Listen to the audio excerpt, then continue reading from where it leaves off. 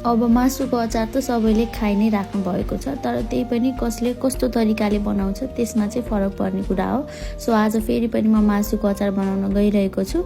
त्यसको लागि चाहिँ हजुरले चाहिने मासुको क्वान्टिटी लिन सक्नुहुन्छ। त्यसमा चाहिँ हजुरले बेसार नुन राखेर चाहिँ आधी घन्टासम्म म्यारिनेट गर्न चाहिँ छोडिदिनुहोस्। त्यसलाई चाहिँ राम्ररी चलाएर चाहिँ नुन बेसार सबै पस्ने गरेर म्यारिनेट गरिसकेपछि साइडमा हजुरले कराई बसालेर त्यसमा तेल हालेर आफूलाई चाहिने जति र मासु राखेर मजाले भुट्नुहोस्।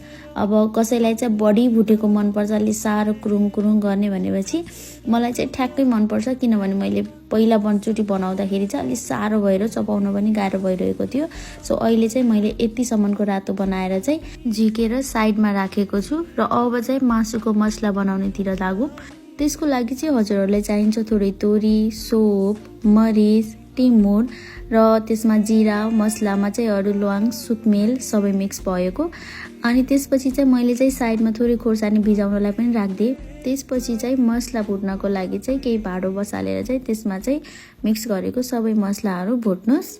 अनि साइडमा चाहिँ थोरै लसुन र अदुवा आफूलाई चाहिने जति काटेर राख्नुहोस्।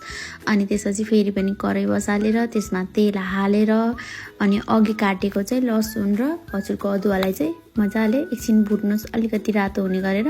अनि त्यसपछि मैले चाहिँ थोरै लसुन र अदुवाको पेस्ट पनि बनाएको थिएँ। अनि त्यसलाई चाहिँ मजाले तेलमा एकछिन पकाउँछु। त्यसपछि चाहिँ मैले अघि भिजाएर राखेको खोर्सानीलाई पनि पिसेर चाहिँ यति बनाएर त्यसलाई पनि तेलमा मजाले पकाउँछु र अघि रेडी गरेको मसलालाई पनि मैले मजाले तेलमा पकाउँछु 5 मिनटसम्म। अनि त्यसपछि चाहिँ मैले अघि जुन तानेर राखेको थिएँ मासु, त्यसलाई चाहिँ मजाले त्यो मसलामा मोकल्ने गरेर जताकतै मसला पुग्ने गरेर मजाले पकाउँछु 4-5 मिनट। अनि त्यसमा चाहिँ थोरै सिमला मिर्च चाहिँ अलिकति कलरको लागि र नुन पनि स्वादअनुसार राखिदिएँ।